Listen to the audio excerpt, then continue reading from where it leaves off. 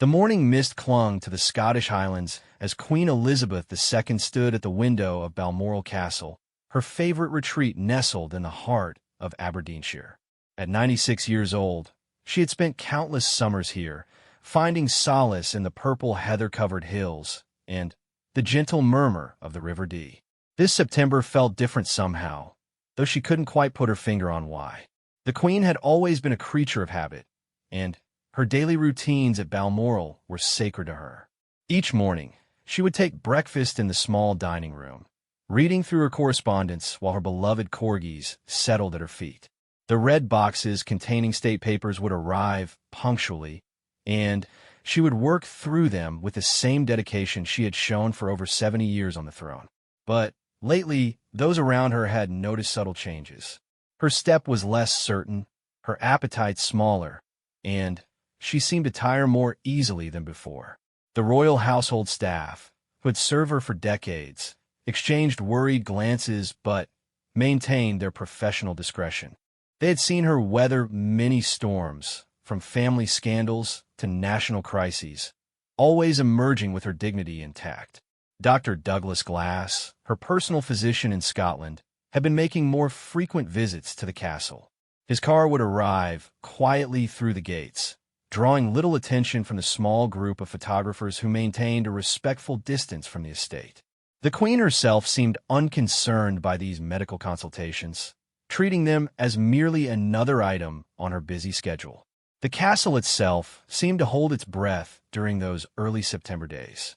Built of gray granite and surrounded by ancient forests, Balmoral had been the royal family's private sanctuary since Prince Albert purchased it for Queen Victoria in 1852. Elizabeth had inherited not just the property, but a deep love for its wild beauty and the freedom it represented. Here, she could walk her dogs, drive her Land Rover along dusty tracks, and simply be herself away from the formality of court life. Her staff noticed that she spent more time than usual in her sitting room, a cozy space filled with family photographs, tartan furnishings, and mementos from her long reign.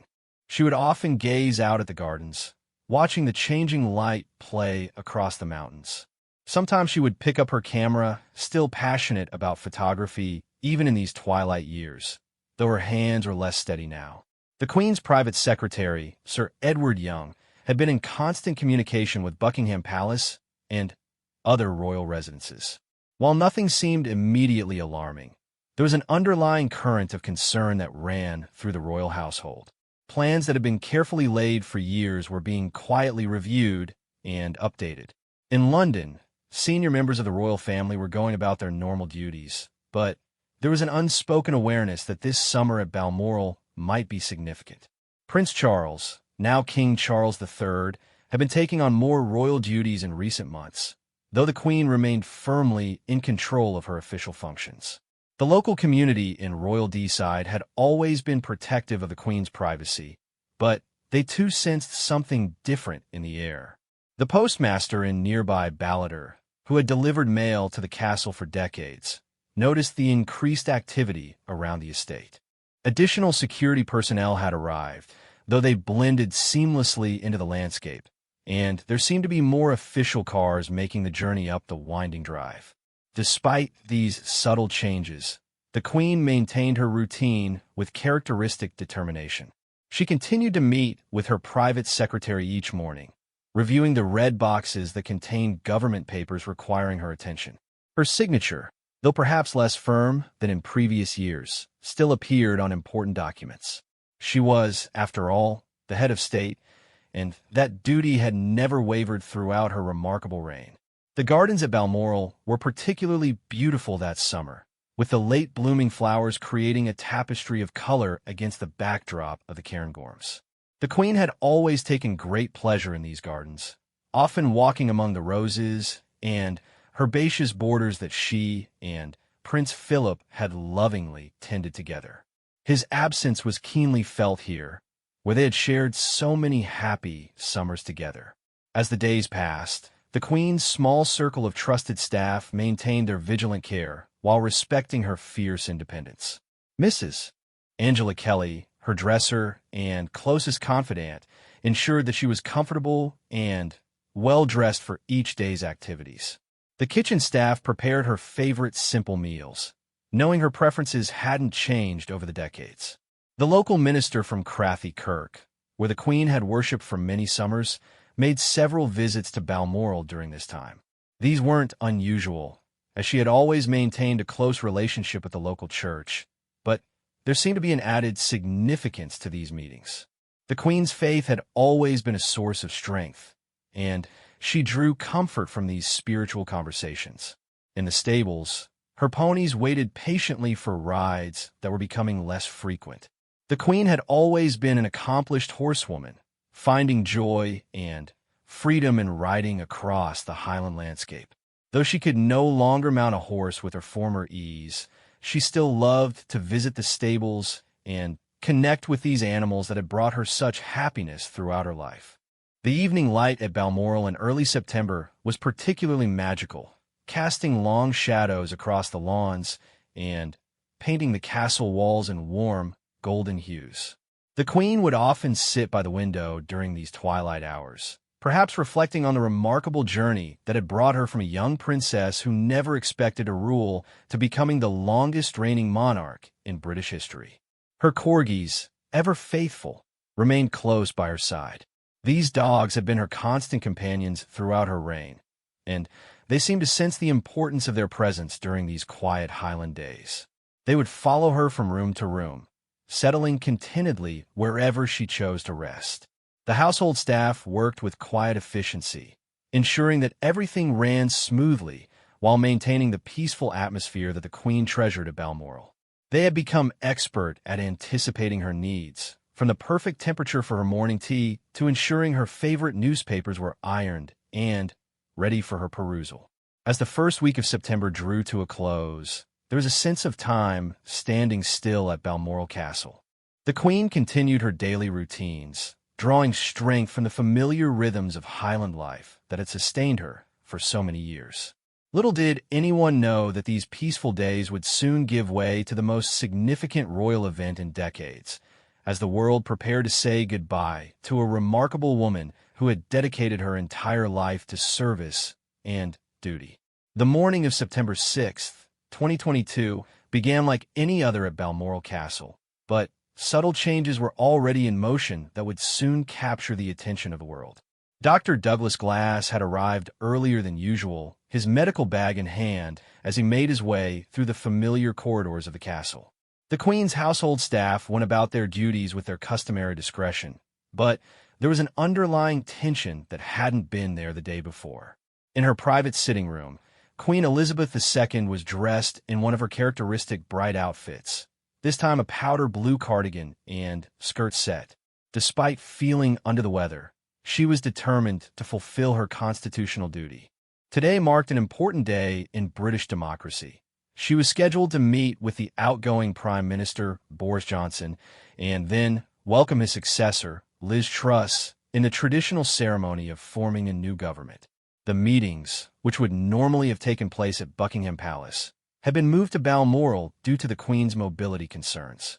This was unprecedented in her 70-year reign, as she had always traveled to London for such important constitutional functions. The decision to hold these meetings at her Scottish retreat was presented as a matter of convenience, but those closest to her knew it reflected her declining strength. Boris Johnson arrived first, traveling the considerable distance to the Scottish Highlands for what would be his final official meeting with the sovereign as Prime Minister. The Queen received him in the castle's drawing room, a comfortable space filled with family photographs and personal mementos. Despite her fatigue, she conducted the meeting with her usual professionalism and grace, discussing the transition of government with characteristic wisdom. The photographs taken during Johnson's visit would later become historically significant, as they showed the Queen standing and shaking hands with her outgoing Prime Minister. Her smile was genuine, though those who knew her well could detect a subtle weariness in her eyes. She was dressed impeccably as always, her handbag positioned precisely on her arm, maintaining the standards of presentation she had upheld throughout her extraordinary reign.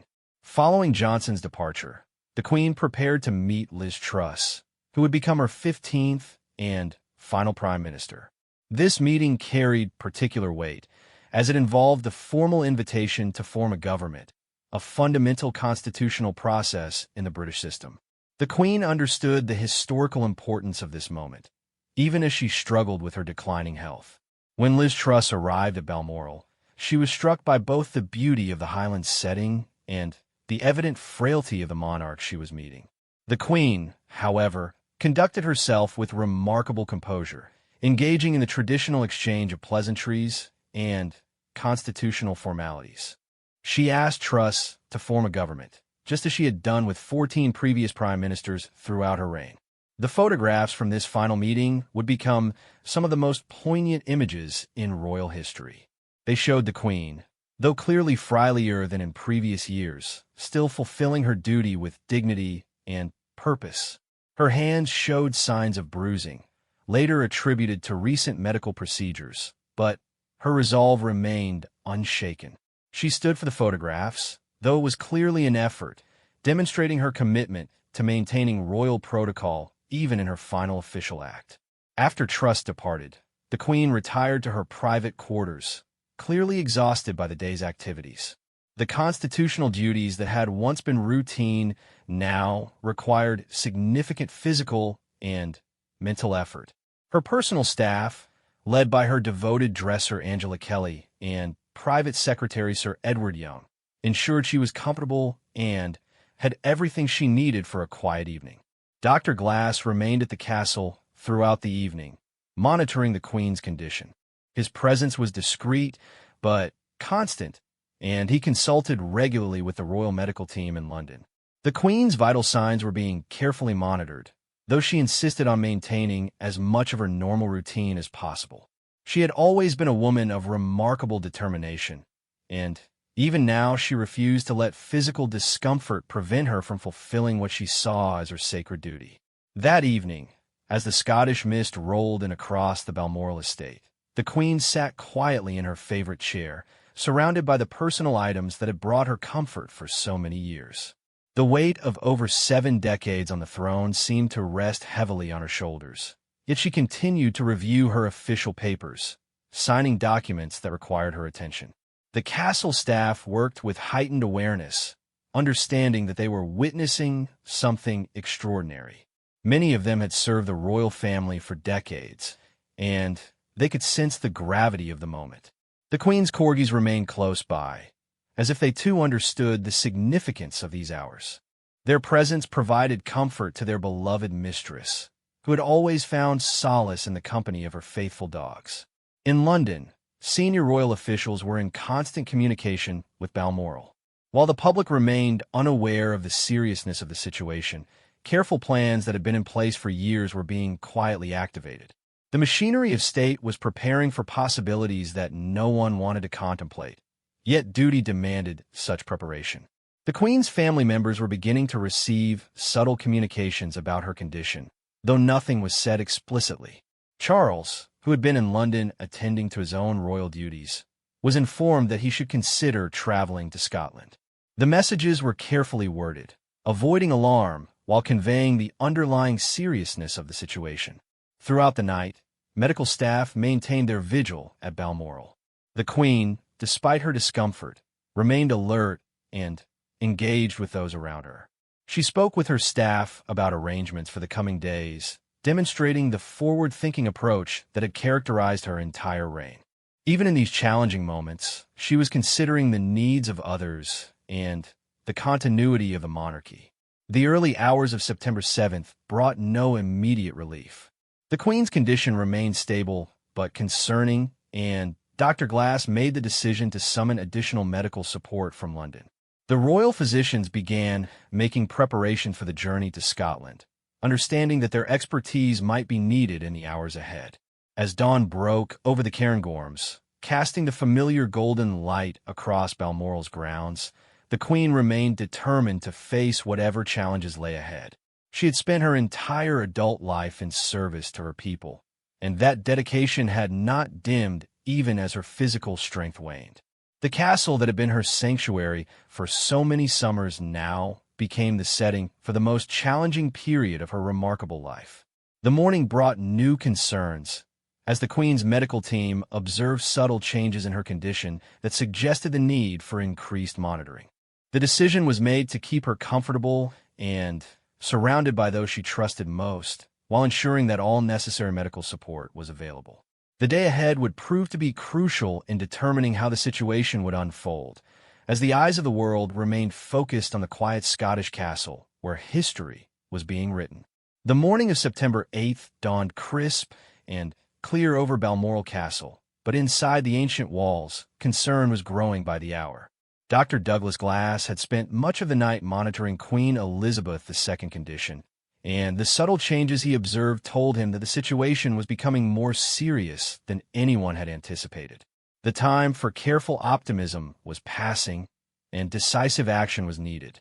In the early hours, urgent but discreet phone calls began emanating from the castle.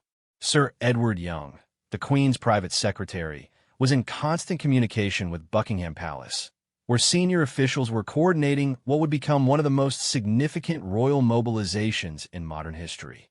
The conversations were conducted in the coded language that royal households had perfected over generations, but the underlying message was clear: the family needed to gather quickly. Prince Charles, now King Charles III, was at Dumfries House in Scotland when he received the call that would change everything. The carefully worded message left no doubt about the gravity of the situation, and within minutes, arrangements were being made for his immediate journey to Balmoral. His years of preparation for this moment couldn't fully prepare him for the emotional weight of what was unfolding. Princess Anne, who had been staying at nearby Gatcombe Park, was among the first to receive notification. As the Queen's only daughter and perhaps the family member closest to her in temperament and dedication, and understood immediately that she needed to be at her mother's side. She canceled all engagements and began making preparations for the journey north, her mind focused entirely on reaching Balmoral as quickly as possible. In London, Prince William was attending engagements when his private secretary delivered the news that would interrupt everything. The future king's composure remained intact as he processed the information, but those close to him could see the immediate impact. Plans were swiftly put in place for him to travel to Scotland, though the logistics of royal movement meant that every detail required careful coordination.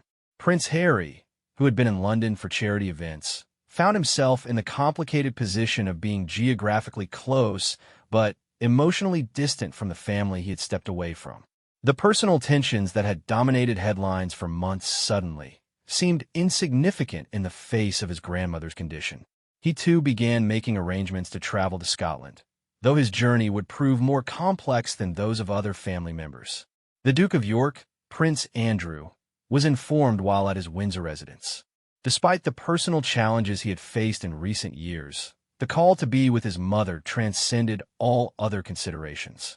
He immediately began preparations for the journey north, understanding that this might be one of the most important trips of his life.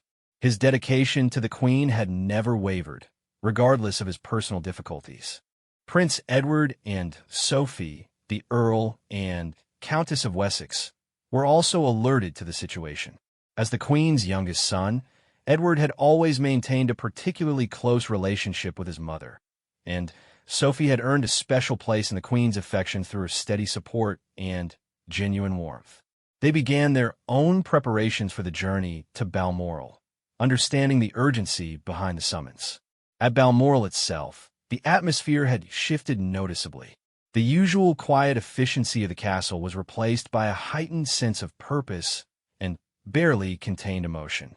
Staff members who had served the Queen for decades moved through their duties with professional calm, but many fought back tears as they understood what was unfolding. The woman who had been the center of their professional lives for so many years was facing her greatest challenge. Dr. Glass was joined by additional medical personnel who had made the journey from London. The Queen's personal physicians, led by Professor Sir Hugh Thomas, arrived with specialized equipment and medications. Their presence confirmed what the household staff had begun to suspect. This was not a temporary setback, but something far more serious. The Queen herself remained remarkably composed throughout the morning, though her family and medical team could see that she was weakening. She continued to show concern for others, asking about the travel arrangements being made for her family and expressing worry about the inconvenience she was causing. This selfless attitude, which had characterized her entire reign, persisted even in these most difficult moments. Princess Anne arrived first among the family members, her journey from southern England having been expedited by every means available. Her arrival at Balmoral brought visible relief to the Queen, who had always shared a special bond with her daughter. Anne's practical nature and no-nonsense approach to crisis management made her an invaluable presence during these crucial hours. King Charles arrived shortly afterward, the weight of impending kingship visible on his face as he entered the castle where he had spent so many happy childhood summers. His decades of preparation for this moment couldn't diminish the profound personal loss he was facing. The transition from heir to monarch was about to become reality in the most emotionally challenging circumstances possible. The logistics of moving other royal family members to Scotland were complicated by geography and security requirements. RAF aircraft were deployed to transport family members, while detailed coordination ensured that everyone could reach Balmoral as quickly as possible. The Royal Protection Officers worked seamlessly to facilitate these movements while maintaining appropriate security protocols. Throughout the day, the Queen's condition continued to decline gradually, but noticeably. Her medical team worked tirelessly to keep her comfortable, while family members took turns sitting with her. The conversations during these precious hours remained private, but the love and respect between the Queen and her family was evident to all who witnessed these final gatherings. The media, meanwhile, began to sense that something significant was happening. The unusual movement of royal family members towards Scotland, combined with the cancellation of various engagements, suggested that this was more than a routine family gathering. News organizations began positioning themselves near Balmoral, though they maintained a respectful distance that had always characterized coverage of the Queen's private time in Scotland. As afternoon approached, more family members continued their journeys toward Balmoral. Prince William was traveling by air, while other family members made their way by various means of transport.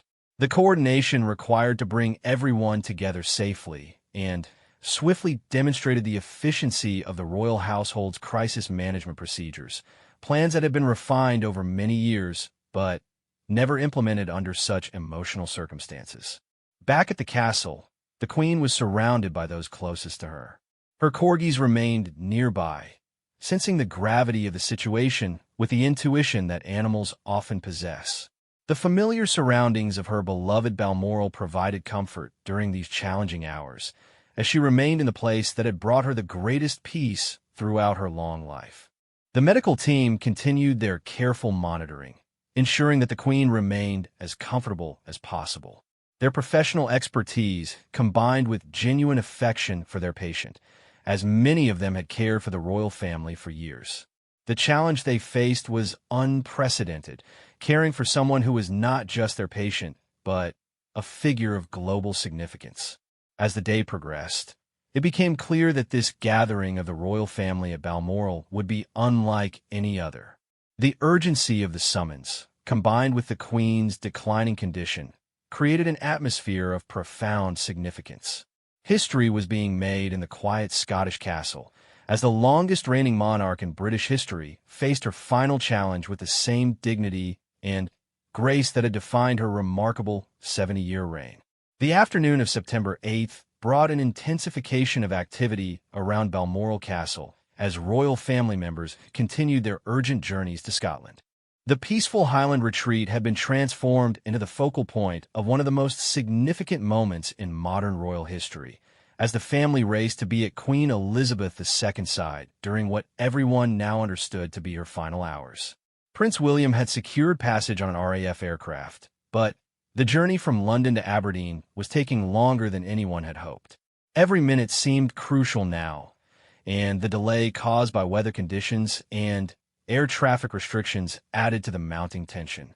He maintained constant communication with Balmoral through secure channels, receiving updates on his grandmother's condition while desperately hoping to reach her in time. Prince Harry faced additional complications in his journey north.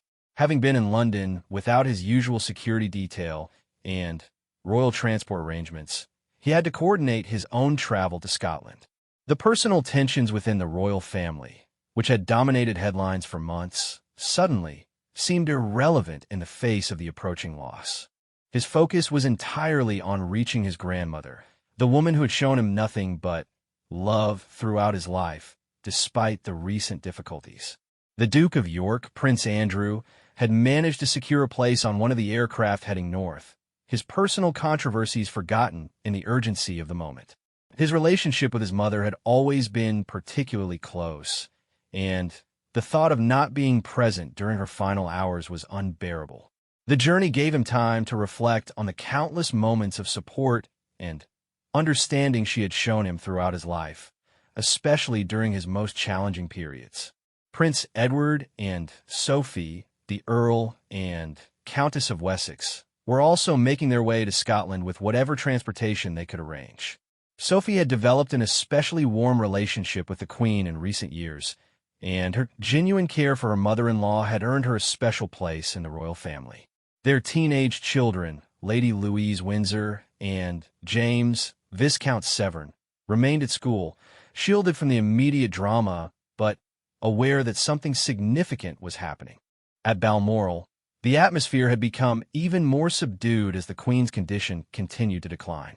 Dr. Douglas Glass and his medical team worked tirelessly to ensure her comfort, administering medications and monitoring her vital signs with professional dedication tempered by personal affection.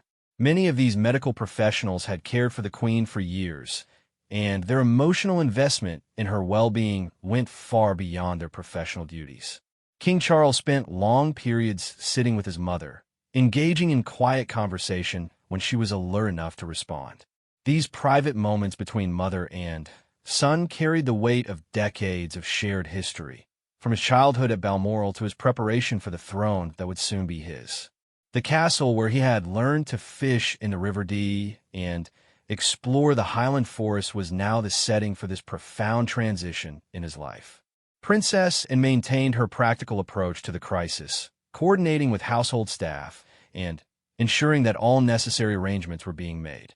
Her no-nonsense attitude provided stability during these emotional hours, and her presence clearly comforted the Queen. The bond between mother and daughter had always been strong, built on mutual respect and shared dedication to duty. The Queen's personal staff continued their devoted care, with Angela Kelly ensuring that she remained comfortable and appropriately dressed even in these circumstances. The relationships between the Queen and her household staff had always been built on mutual respect and genuine affection, and their dedication during these final hours reflected the deep personal bonds that had developed over decades of service. Outside the castle, the media presence was growing, though they maintained the respectful distance that had always characterized coverage of royal events at Balmoral. Photographers with long lenses positioned themselves at various points around the estate, hoping to capture images of arriving family members while respecting the privacy that the royal family deserved during this deeply personal time. The local police worked to manage the increasing media attention while ensuring that the family's privacy was protected. The news of the Queen's medical concerns had not yet been officially announced, but speculation was mounting as news organizations noticed the unusual activity. The cancellation of Privy Council meetings and the movement of multiple royal family members towards Scotland suggested that something significant was happening. Royal correspondents began preparing for various scenarios, understanding that they might be called upon to report on events of historic importance. Prince William's aircraft finally landed at Aberdeen, and he was immediately whisked away by waiting security personnel for the drive to Balmoral. The journey through the Scottish countryside that he had traveled so many times for happy family gatherings now carried a weight of urgency and impending loss. His thoughts were with his grandmother, the woman who had been a constant source of wisdom and stability throughout his life. The Queen herself remained aware of the activity surrounding her, occasionally asking about the whereabouts of various family members and expressing concern for their safe travel. Her selfless nature persisted even in these difficult moments, as she worried more about others than about herself. This characteristic had defined her entire reign, and it continued to manifest even as her physical strength ebbed away. Dr. Glass and his medical team faced the delicate balance of keeping the Queen comfortable while recognizing the limitations of what medical intervention could achieve. Their focus shifted increasingly toward palliative care, ensuring that she experienced no unnecessary discomfort during these precious final hours. The medical equipment that had been brought from London provided monitoring capabilities, but the emphasis was now on comfort rather than aggressive treatment. As evening approached, most of the immediate royal family had arrived at Balmoral or were very close to reaching the castle. The gathering represented the largest assembly of senior royals at the Highland Retreat in recent memory, though the circumstances that brought them together were far different from the happy summer holidays of previous years. Each arrival brought both relief that they had made it in time and a deeper recognition of what was happening. The Queen's beloved corgis remained close by, their presence providing comfort to their mistress even as they seemed to sense the gravity of the situation. These faithful companions had been with her through decades of public and private moments, and their devotion during these final hours reflected the deep bonds that had sustained the Queen throughout her remarkable life. Prince Harry's journey was taking longer than expected, and there was growing concern that he might not reach Balmoral in time. The irony of his physical distance from the family during this crucial moment was not lost on anyone, and efforts were being made to expedite his travel by any means necessary. Despite the recent tensions, his love for his grandmother had never diminished, and his desperation to be with her during these final hours was evident to all involved. The household staff at Balmoral worked with quiet efficiency to accommodate the arriving family members while maintaining the peaceful atmosphere that the Queen cherished. Many of these loyal servants had worked at the castle for decades, and their emotional investment in the Queen's well-being made these hours particularly difficult for them. They continued their duties with professional dedication while struggling with their own grief at the approaching loss of someone they had served and loved for so many years. As the Scottish evening began to settle over Balmoral, the castle that had been the Queen's sanctuary for so many years became the setting for the final chapter of her extraordinary life. The family members who had reached her side maintained their vigil, sharing precious final moments with a woman who had dedicated her entire adult life to service and duty. The race against time was nearing its end, but the love and respect surrounding the Queen during these final hours reflected the remarkable legacy she would leave behind. As the evening of September 8th, 2022, settled over the Scottish Highlands, Balmoral Castle became the setting for one of the most profound moments in modern history. Queen Elizabeth II, surrounded by those she loved most, was entering her final hours after a reign that had spanned more than 7 decades. The woman who had dedicated her entire adult life to service and duty was approaching the end of her remarkable journey with the same dignity and grace that had defined her extraordinary reign. King Charles sat quietly beside his mother's bed, holding her hand as they shared what both understood would be their final conversations. The weight of impending kingship pressed upon him, but in these precious moments, he was simply a son saying goodbye to his beloved mother. Their relationship had evolved over the decades, from the formal distance of his childhood to the collaborative partnership of recent years, and now to this most intimate of farewells. Princess Anne remained close by, her practical nature providing strength for the family during these emotional hours. The bond between mother and daughter had always been particularly strong, built on shared values of duty and service. Anne's presence brought visible comfort to the Queen, who had always admired her daughter's forthright approach to life and unwavering commitment to royal obligations. Dr. Douglas Glass and his medical team continued their vigilant care, ensuring that the Queen remained as comfortable as possible during these final hours. Their professional expertise was combined with genuine affection for their patient, many of them having cared for the royal family for years. The focus had shifted entirely to palliative care, with pain management and comfort being the primary concerns rather than any attempts at aggressive medical intervention.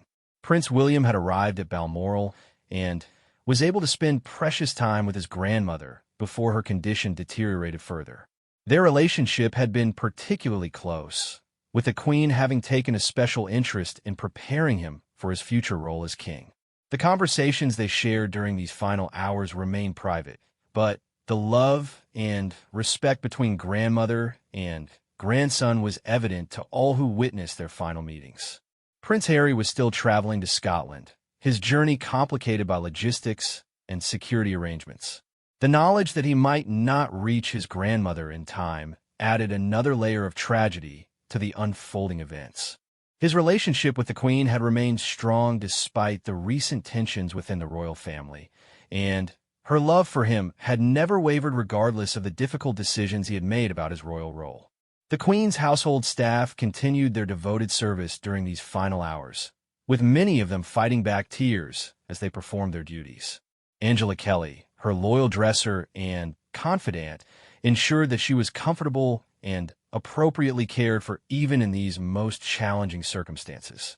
The relationships between the Queen and her staff had always been built on mutual respect and genuine affection, transcending the formal boundaries of their professional roles. As evening deepened into night, the Queen's breathing became more labored, and it was clear that her time was drawing to a close. The medical team monitored her vital signs carefully while ensuring that she experienced no discomfort. Her family members took turns sitting with her, sharing final words of love and gratitude for a life that had been dedicated entirely to others. The Queen's beloved corgis seemed to sense what was happening, remaining close to her bed with the intuitive understanding that animals often possess in such moments. These faithful companions had been with her through countless public and private moments, and their presence during her final hours provided a connection to the simple joys that had sustained her throughout her long life. Dr. Glass made the difficult decision to inform Buckingham Palace that the end was approaching. The carefully worded communications that followed would soon result in the most significant announcement in British royal history, as the longest reigning monarch in the nation's history prepared to take her final breath. The machinery of state that had been quietly preparing for this moment was now activated with solemn efficiency. The atmosphere in the castle was one of profound sadness mixed with deep gratitude for a life so extraordinarily well lived. Those present understood that they were witnessing the end of an era, as the woman who had been the constant presence in British life for over 70 years approached her final moments. The stability and continuity she had provided through decades of change had been remarkable, and her absence would be felt around the world. King Charles held his mother's hand as her breathing became increasingly shallow. The transition from Prince of Wales to King was happening not in a moment of triumph, but in the depths of personal grief. The preparation he had undergone for decades could not diminish the profound loss he was experiencing as both a son and as someone who understood the enormous responsibility that was about to fall upon his shoulders. At 6:30 in the evening, surrounded by her children and closest family members, Queen Elizabeth II peacefully passed away at Balmoral Castle. The woman who had promised on her 21st birthday to serve whether her life be long or short had fulfilled that vow completely, dedicating 70 years to the service of her people with unwavering commitment and remarkable grace. The immediate aftermath of her passing was marked by profound silence in the castle, as those present processed the reality of what had just occurred. The Queen's suffering had ended, but the grief of those who loved her was just beginning. The woman who had been the center of their world was gone, leaving behind a legacy that would be remembered for generations to come. Dr. Glass formally confirmed the time of death, beginning the official processes that would soon inform the world of the monarch's passing. The carefully orchestrated plans that had been prepared for years were now put into motion, but for the family members present, the immediate focus was simply on honoring the memory of a remarkable woman who had given everything to her duty. Prince Harry arrived at Balmoral shortly after his grandmother had passed away, his journey ending too late for the final goodbye he had desperately hoped to share. The tragedy of missing her final moments would add another layer of complexity to his already complicated relationship with the royal family. But his grief was as profound as that of any family member present. As news of the Queen's death began to spread through the carefully planned communication channels, Balmoral Castle remained a place of private mourning for a family that had lost not just their monarch, but their beloved matriarch. The woman who had been the steady presence through decades of family changes and challenges was gone, leaving behind children, grandchildren, and great-grandchildren who would carry forward her legacy of service and dedication. The final chapter of Queen Elizabeth II's remarkable life had been written in the place she loved most, surrounded by family, and in the peaceful Scottish countryside that had provided her with so much joy throughout her long life. Her reign, which had begun as a young woman in Kenya upon hearing of her father's death, had ended in the Highlands of Scotland, bringing full circle a journey of service that had been truly extraordinary in its scope and dedication. The world would soon learn of the passing of this remarkable woman, but in these immediate hours after her death, Balmoral Castle held the private grief of a family, saying goodbye to someone who had been far more than a queen. She had been a mother, grandmother, and the anchor of their lives for as long as most of them could remember.